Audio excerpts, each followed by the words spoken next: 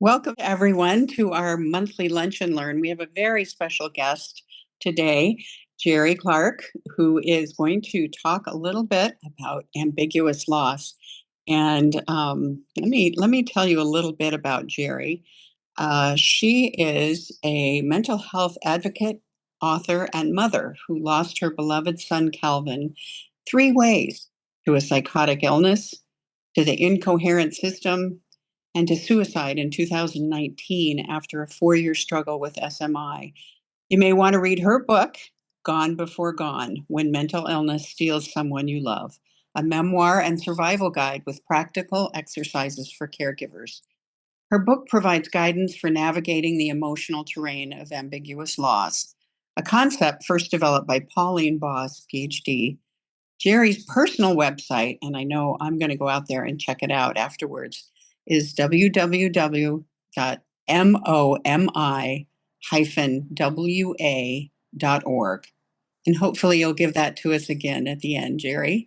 Welcome to everyone. We're going to be recorded, as you know, until the Q&A. And at the end of Jerri's talk, we're going to open up the Q&A and let her answer some of your questions today. Um, and we welcome you all. Thank you very much, Jerri. Thank you so much for having me. And I really appreciate all of you who signed on in the middle of the day to learn more about ambiguous loss, how it might be impacting you, and the unique grief that is caused by this circumstantial disorder. And it's really important to understand ambiguous loss in that context, that an ambiguous loss is something that has happened around you. It is not a failure of will, and it's not a pathology to fix. So, unlike something like anxiety or depression, that is kind of an internal struggle, an ambiguous loss is a struggle with the circumstances that are around you. And so the approach to coping is quite different than it would be for a more internal struggle with something like anxiety and depression. So, without further ado, I'm going to share my screen and take you to some slides that will give you something visual while I'm walking you through some of this overview content about learning to grieve when severe mental illness has led to loss. So, this is my son, Calvin. Less than a year before he died, we were in Seattle, which is where he lived. And I love to share this picture because there's so much going on behind our eyes in this picture. We're smiling because we're happy to be together, but there's so much fatigue behind our eyes here. There was so much stress and strain as he was really struggling to access the services that he needed to recover with his severe form of bipolar disorder that included rapid cycling through extreme moods as well as profound psychosis. So, Calvin died March 18th, 2019, and I commit all of my work to the memory of him. I work for Treatment Advocacy Center as communications and advocacy manager. TAC is committed to eliminating barriers to the timely and effective treatment of SMI.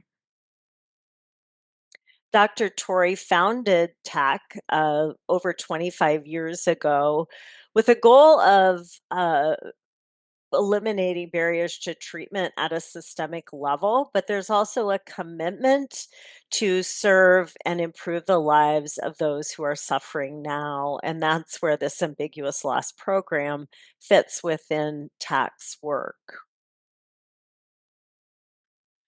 So, when we say SMI, we are talking about serious mental illness conditions that include psychosis, whether those conditions have been diagnosed or not. But when they are diagnosed, they generally include the schizophrenia spectrum disorders, the most severe forms of bipolar disorder, and major depressive disorders that include psychotic features. So, when you hear me use the term SMI, that's what I mean. So, what is an ambiguous loss? We're going to be talking about it for the duration of the hour, but the elevator pitch definition is an ambiguous loss is a loss that lacks clarity or resolution. So, for example, when someone is so psychiatrically changed by a serious mental illness that they seem like a very different version of themselves, there's a loss. There's a loss of the person that they used to be. There's a loss of expectations into the future.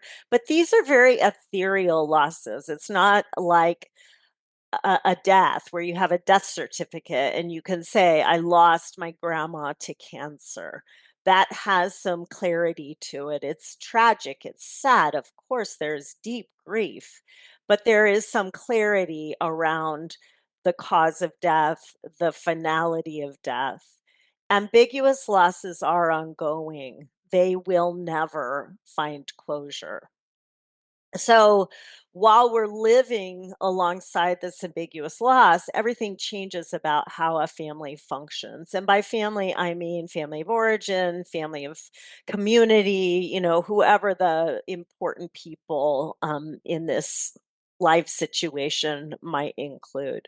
So life opportunities are changed, school, work, housing, sometimes work for the care partner as well as the person who's unwell is affected by this very serious condition that requires a lot of tending. How people relate to one another can radically change, especially if the psychosis includes some paranoia or confusion about who people are. We lose a sense of safety, trust, predictability. These are all important losses to define and recognize as losses when there's ambiguity in the circumstances that are causing this grief experience. So, as was mentioned in the beautiful introduction, thank you for that. All of these concepts are rooted in the work of Dr. Pauline Boss, who has endorsed my book. I met with her last December after having spent a lot of time with her teachings. I did her online training from the University of Minnesota, which is an asynchronous learning platform, and was certified to teach on the topic of ambiguous loss. And then I adapted Dr. Boss's concepts specifically for SMI impacted folks because nobody else has done this for our families.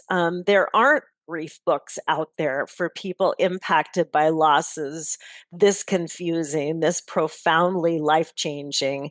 When I met with Dr. Boss last December, she said she was so glad that I had applied her concepts to SMI impacted families because her expertise is ambiguous loss, but not SMI. And she was really glad that I had taken the concepts for this specific population. One of my favorite books from her seminal clinical book, which is the one pictured on the slide, is this. An ambiguous loss is a situational disorder beyond human expectation. So, as I said when I first started speaking, this is a circumstance that lives outside the person. It is the situation that is disordered, not the person's internal structure, right? So, the situation is disordered and something that one could never have predicted. I never could have possibly predicted that my honor student son would come home from college, ripping around the house, screaming that the demons were coming through the portal of my downstairs guest bathroom, and therefore we had to lock off that room and never ever enter it again. That was beyond belief. And in that moment of realization that my son had a severe mental illness, he was experiencing a first psychotic break, um, the ground went out from under me. what I was losing in the moment was so profound and huge that I wouldn't have been able to even identify at that moment what I was losing. I just knew the ground had gone out from under me. So that's an example of a situational disorder beyond human expectation. And I later learned to identify that as ambiguous loss. So there are really two types of ambiguous loss. There is psychological absence with physical presence. So this is what we most mean when someone that we love is experiencing an SMI condition with psychosis. It is as though they are gone, but not gone. And we're really not clear how much of the version of them that we remember will ever come back to us. They are forever changed. There's disconnection in relationship. They are alive, but absolutely not who they used to be. And all of our expectations into the future have to be adjusted. There's also a type of ambiguous loss where there is a physical absence, but psychological presence. And this is a pretty broad category, but it can include a missing person, someone who is incarcerated or homeless, and it also includes somebody who has died from enigmatic circumstances, such as suicide or homicide or an act of terrorism. So when the person is not here physically, but they're here in my heart and memory, that's this type of ambiguous loss. SMI crosses over both. And some people that I speak with regularly through our helpline are experiencing both of these kinds of loss at the same time. If their loved one who is in the throes of psychosis also happens to be incarcerated or homeless, for example. So, the difference between an ambiguous loss and a typical loss, as I explained, is that capacity for clarity and resolution. So, not long after my son died, my cat died. Cleo was 20 years old. She died from kidney failure. She was in the care of a compassionate veterinarian. It was a sad goodbye, but there was clarity around that. Cats of 20 years get sick. They don't live forever. So there was a way to get through it. The outpouring of support on social media, for example, was so helpful and so comforting, and everybody was so comfortable offering that comfort when I lost my cat. Everyone knows that we can get through this. Life can continue on with healing and resiliency with this tender moment of sadness that was a bump, right? Grief is logical. Everybody knows how to comfort you when that happens. With the death of my son, it was intensely stressful because what I was losing was slipping through my fingers in real time, and culture really isn't set up to understand how to offer comfort in that situation. So for example, I had a friend who had a son who had a really horrific car accident. In this friend group, they did a meal train, there was, oh my gosh, this outpouring. When my son went to a psychiatric hospital or was incarcerated because of his psychotic symptoms, crickets, just crickets from my friend groups. So there aren't typical norms and rituals related to grief support. And then with the suicide death, I will give my friends a lot of credit because they did come forth with the lasagna and the comforting, words of so sorry. Nonetheless, there's this uncertainty. What if he had gotten the treatment he needed when he needed it?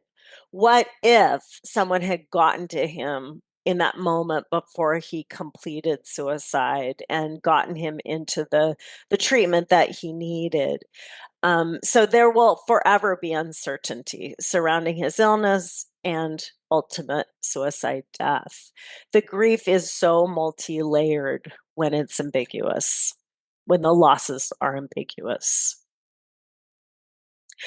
And because of that complexity, it can be difficult to know how to grieve. Especially if your person is gone but not gone. What has been lost is not entirely clear. There may not be a death certificate, or in the case of a suicide death, there is a death certificate, but there's this forever what ifing, right? Because the circumstances of death defy expectations. Because we can't fix the ambiguity, we can get stuck in this limbo place of, I don't know how to live with this loss and grief experience forever. So, I mentioned earlier that when we don't have clear norms and rituals to guide the grief process, it can make it very difficult to work with. There's another concept from another clinical psychiatrist named Kenneth Doka, who called this piece of the situation disenfranchised grief, when the culture doesn't have structured norms and rituals for offering support. Again, when the cat died, people kind of knew how to respond. When the son went to jail in psychosis, nobody had any idea how to help, right? That's disenfranchised grief. It can be very isolating. Everyone feels confused, and people who are confused turn away from confusion instead of leaning into it. So, part of what working with ambiguous loss coping guidelines can do for us is help us lean into that confusion. And not only do we reassure ourselves that it's okay to be confused, we can also reassure our loved ones that it's okay to be confused. I know there aren't obvious ways to support me in my grief right now. I know it's confusing, you can say to people, but I am so grateful that you're willing to just be in this confusion with me. That means so much to me. Because my losses are ambiguous, the confusion is a given. So anything that creates a feeling of community and solidarity is helpful, right? So learning to teach our helpers how to help is part of what I hope people get from this ambiguous loss coping work. So I'm going to say it again. Ambiguous loss is not a pathology to fix. A person grieving ambiguous loss is experiencing a normal human response to something that is confusing and intensely sad. So it is a healthy human response to something extremely complex. So we begin with grace and patience. And we hold grace and patience for ourselves, for one another, and for those who are also trying to help, but they just don't really know how. So the 6 coping guidelines, and these are further laid out in my book that I'll tell you again about here in a little bit, are these 6. And I'm just going to give you a little brief overview of each one. Using Dr. Boss's concepts and theories, I created 3 primary questions for each of these coping guidelines. And I know that we have in the audience today some family members, but I know that there also may be some clinicians in the room. And I strongly hope that you might use these 3 inquiry questions, whether you are providing some counseling to somebody or receiving counseling from somebody. These questions can give you something to work with as you're progressing along with your ambiguous loss work. So these are not necessarily in any kind of linear order. All 6 of the coping guidelines kind of swirl around each other. Dr. Boss uses the term Mobius strip to describe how they just kind of interface with one another. That said, this coping guideline is a really excellent one to begin with. First, we ask, what's been lost? I mentioned earlier, it might be a sense of safety or predictability, a lost sense of the future. So, this picture for me is an expression of what I lost when my son got sick. This is a place on the Oregon coast that I go to all the time. And I remember when this fence was put in, and I would frequently walk this cape and go stand over by this fence and look at this spectacular view out over the ocean. I had been to this spot a week before the sinkhole formed. And later, as the sinkhole deepened and expanded from one to two sinkholes, I was taking this picture and I had an aha moment that I used to think the ground was firm under my feet. And when my son got sick, I recognized that it was a false assumption that the ground was firm under my feet. The entire foundation of my life went out from under me when his illness impacted everything about how our family worked, everything about our relationships, everything about future planning. So this sinkhole became a metaphor about what this loss meant to me. And that's the second question. So after asking, what have I lost? We can ask, what does this loss mean to me? I put this third question here just to get it up front, but this third piece of the question actually goes along with all of the coping guidelines to come. But it's a really excellent opportunity to start to think about more than one thing being true at once.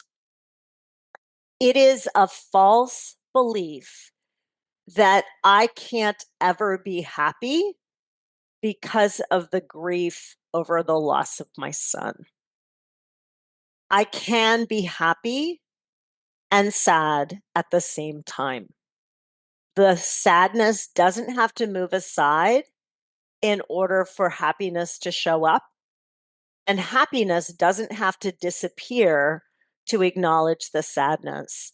Families impacted by loving someone with SMI often feel so much guilt if they have a moment of joy.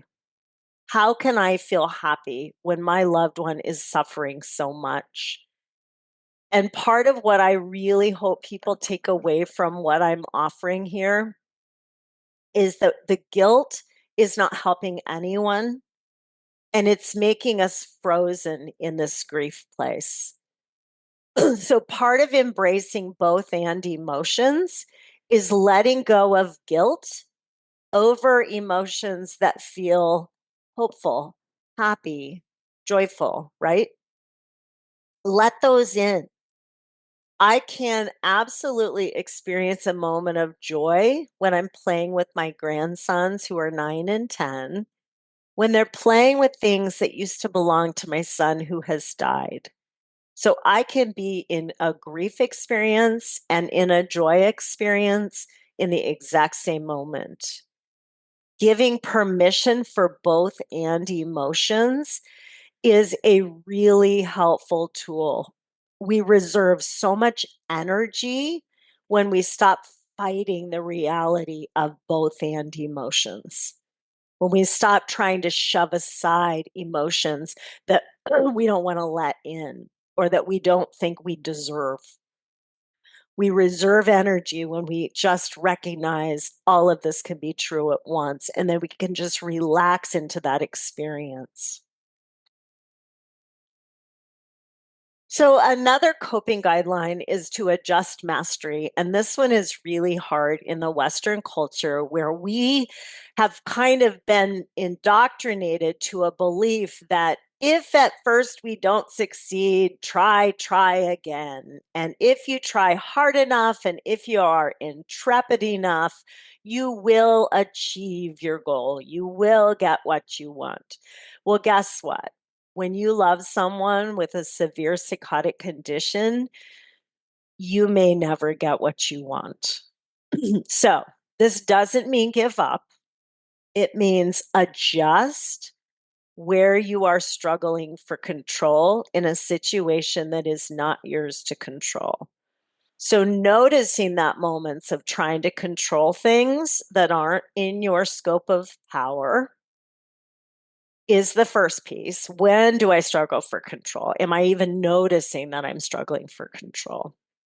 And then, okay, so that is not something that I can master because it's not mine to fix. Is there something I can do instead to give myself a boost of resilience, a boost of self empowerment? For me, that's surfing. When my son was so sick and I could not fix that for him, I could go surfing and I could have a moment of feeling my own strength and power and reminding myself that I am a capable person. I also found that through advocacy. I can write a capable letter of advocacy to try to get the next thing, the next indicated thing to potentially happen for my son.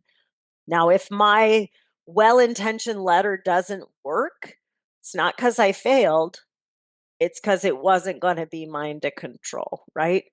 So this can be really tough, but we burn ourselves out if we think that try again is a truism, right? When we recognize some of this I cannot fix, some of this is outside of my scope of control. What can I try? And then give myself a boost of gratitude, self gratitude for trying a thing, right? The other piece of adjusting mastery has to do with relationships. We cannot control all parts of a relationship. We can only control what we say, what we think, how we approach something, right? So letting go of idealized relationships and this false belief that we can impact how everybody behaves with one another can also be really, really helpful. Reconstructing identity has to do with your sense of self. So, now that we've experienced these ambiguous losses, we can feel like everything we believed about ourselves is no longer applicable, right? So, taking a moment to pause and ask, who am I now that I have experienced these losses? I found it interesting in my seminars that some people, in response to that question, don't go to self concept. Instead, they go to emotions because they've been so consumed by their emotions. They've so lost their sense of self that they don't even really have a self identity that they can describe. They just feel sort of like they're a cloud of emotion. Um, so getting underneath the emotion and asking, no, who am I? What's my sense of self? What is my identity that I perceive as my self identity? How would I describe that? So, I went from a certain type of mom to caregiver to a failure at a caregiver. That was my experience, to an advocate, right? And I found empowerment in that new self identity. That is where I found that I belonged, that I found purpose. Advocacy is not for everyone, but a place of belonging and purpose is for everyone. So if you're lost in a caregiving role and you feel like that's your only identity, step back and look again at the bigger picture of yourself and what other aspects of your self identity deserve a little bit of your attention. That can be incredibly healing. Letting go of wanting or needing an absolute identity has to go hand in hand with that practice. Because if I believed that I had to go back to being the type of mom that I had always imagined myself to be, with the beds made, the fridge stocked, a hidden key, ready to welcome my son home at any given moment if he needed me, that was the mom I believed I would always be. And when his psychotic condition became a danger to me, I couldn't be that mom anymore. So I had to let go of that absolute identity and become a mom who was protecting him by not letting him in proximity to hurt me. And we had to do an order of protection at one point. Revising attachment is probably the most literal of the coping guidelines. It means to stop clinging. So three phrases that come from the theories of Dr. Boss thread well into the questions that go along with no longer clinging to this is the way it has to be, right? So, first, learning to accept that it sounds like a paradox, but it is possible for someone to be both gone and not gone. Accepting that paradox allows us to let go of the clinging to, no, they have to be who they always were. That's the only thing that can be okay, right? When we stop clinging, then we start to accept that they can be gone as who we thought they were and who we thought they would become, but they're also not gone. They're still here. And there's a lot of ambiguity about how they're going to evolve as a person into the future. So accepting that ambiguity is part of revising our attachment to wanting things to be the way they were and the way that we wanted them to be. So that gets us right into the second question. What helps me accept that what is real may not be ideal? So getting realistic. This isn't what I imagined. This isn't what I had envisioned, but it's real. And so it's not ideal, but what can we make of it, right? The phrase everything happens for a reason makes me apoplectic. My son did not die for reasons that made any rational sense. So I can't go there. However, he did die. Things happen. So now, what in my life can I make of that reality, right? So this is not ideal. I wish my son was on this screen with me, helping to present about ambiguous loss related to SMI, but he's gone. That is not ideal, but it's real. So, what can I make of it? What is still possible? And then this other piece, how do I let go while remembering? So, by moving on, we are not denying the past, we are honoring the past. So we can remember what has been without clinging to that needing to be the way things always are. I chose this picture for normalized ambivalence because it shows warm and cold at the same time. These warm red woolen mittens encased in cold snow. It is possible to feel mixed emotions. And I talked about this a little bit earlier with the both and concept. So, recognizing the mixed emotions that you feel and normalizing that ambivalence, giving yourself grace to even feel what you feel. At the end of my very first seminar 3 years ago, a woman who had been completely quiet throughout all 8 sessions unmuted herself and said, watching all of you try on your emotions makes me think that maybe I can do that too. So after 8 hour-and-a-half long sessions, she arrived at, I might give myself permission to feel what I feel. That can be a big step for people who have been frozen in grief, especially if the grief is related to ambiguous losses that haven't even been recognized as losses. So part of the point of feeling what we feel and normalizing ambivalent emotions is to avoid unexpected, unplanned, explosive emotional outbursts, which definitely happens when emotions get bottled up. We all know that, right? So, feeling what we feel and recognizing the ambivalence of many of those feelings is a way to tame what we're feeling by naming it. And that's a concept from the neuroscientist Dan Siegel, but I love that phrase, name it to tame it. Name the emotion in order to have some self-control over that emotion. The final coping guideline is discover new hope. And I always like to disclose that for many years, I really despised the word hope. I was tired of being told to hold the hope because it was becoming quite clear to me that what I had hoped for all along was not realistic. A recovery that would get my son back on track as an honors student with a promising career ahead, that was all evaporating in plain sight. So holding the hope felt like a waste of energy when I needed to put agency toward what can I do to try to keep him housed? What can I do to try to help him stay out of jail, stay alive, right? So I gave up on hope. I thought that is a waste of my energy. I could sit around hoping. And then if I hope something hard enough and it doesn't come true, do I then feel guilty that I didn't hope well enough? Was there something wrong with my hoping that we didn't get what we wanted? So it seemed really useless, and it created a lot of relief for me to just say, nope, I'm not going to hope anymore. I'm going to put agency toward what is still possible. When I came upon Dr. Boss's work, I realized that's what she meant by new hope.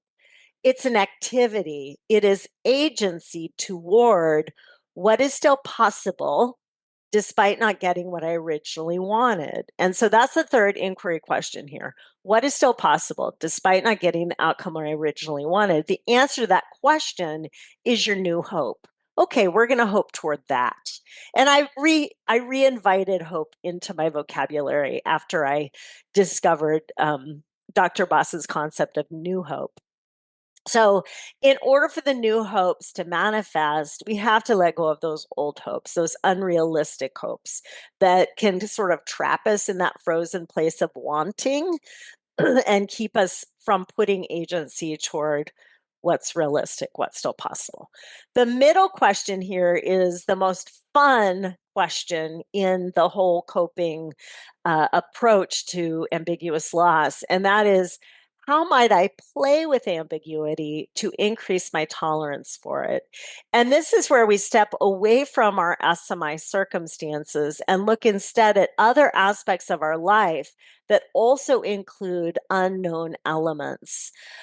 For example, cooking without a recipe, or maybe playing charades, going for a drive or a walk and having no idea where you're going to go and how long you might be gone. For me, surfing is a way to play with ambiguity. I have no idea when I paddle out what kind of rides I'm going to get, how long they might last. I really don't know. I'm just going to go for it. So playing with ambiguity can help us increase our tolerance for unknown elements in an activity that we're involved in. The important thing here is that you acknowledge to yourself that that's what you're doing. Oh, I'm doing something with ambiguous elements to it. And look at me, I'm okay. I'm okay, even though I'm not sure how this is going to go. So that's how we inoculate ourselves to ambiguity. So, as I mentioned, Dr. Boss um, considers these coping. So, the coping guidelines, those 6 phrases are hers. The 3 inquiry questions are my adaptations of her theories.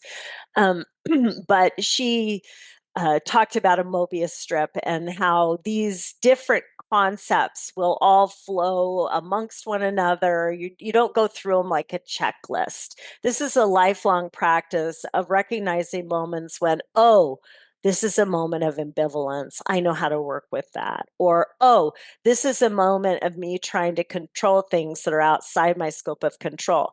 I can adjust mastery. So, noticing when these different concepts are coming up for you and utilizing your coping guidelines as you're moving through your life is how this works. It's not a checklist. It's not a, oh, I went through that and now I'm all good kind of a project.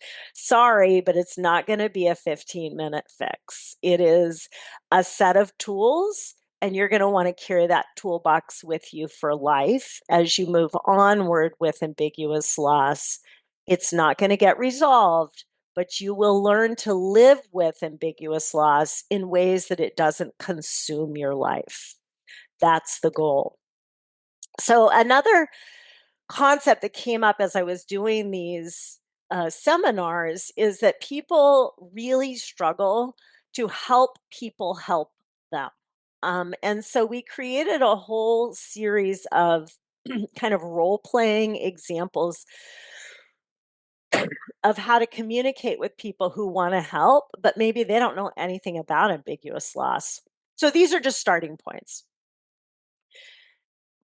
Somebody says, I don't know what's going on with you. It seems really hard. I know. Thank you for caring.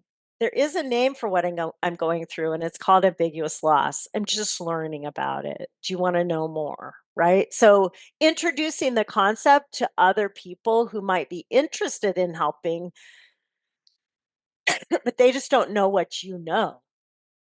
Always remember to say, it's okay if you don't know what to say. I don't expect you to. Reassure people that their caring is enough. They don't have to impart wisdom. You're not asking for advice. I just need a sounding board. Something that I really appreciated learning from Dr. Boss is that because ambiguous loss circumstances are outside of us, the coping and the healing really needs to ultimately happen in community, not just with internal work. The internal work is important, but it's also important that the internal work turn external and become part of our community. Pardon me with the cough today. I'm getting over a cold, and talking a lot kind of brings it up. So, it's really important to remember that self-care is not a one and done. Oh, I went to the spa, so I did my self-care. Self-care is how we talk to ourselves, allowing ourselves time to rest and process, that permission to feel what you feel, being curious and not judgmental of our experiences, and then, of course, seeking professional help when that's what's needed. So, my book was published in February, and I wanted to show you where to find it in case you're interested. I do have a Kirkus review, which is really important if you're interested in asking your local library to stock the book. So, my publisher is the Sager Group. It's the sagergroup.net. So, if you go to the sagergroup.net, it's a really cool website because it has a bookcase, and you'll see my book, and you can click on my book, and there you'll find a summary of the book, all of the places the book is available, and also a snippet from the Kirkus review. If you wanted to ask your library to stock the book, they would need to know that there is a Kirkus review. So my personal website is Mothers of the Mentally Ill. So it's mommy, MOMI hyphen WA, that's for Washington. So MOMI hyphen WA.org. And that includes a link to the Sager Group page. So you can get there either way. I titled the book Gone Before Gone because of that concept, gone but not gone, which was true until my son did die. And then he had been gone before he was gone. It was like witnessing a living death, which was intensely traumatic. And I know that some of you are probably still in that. And I just want you to know that you have my solidarity. So if you want to reach out to me, my title has actually changed. I need to update this slide. I am Senior Communications and Advocacy Manager now at TAC, but my email address is jclark@tac.org. So jclark@tac.org. You're welcome to reach out to me, and I thank you so much for your attention.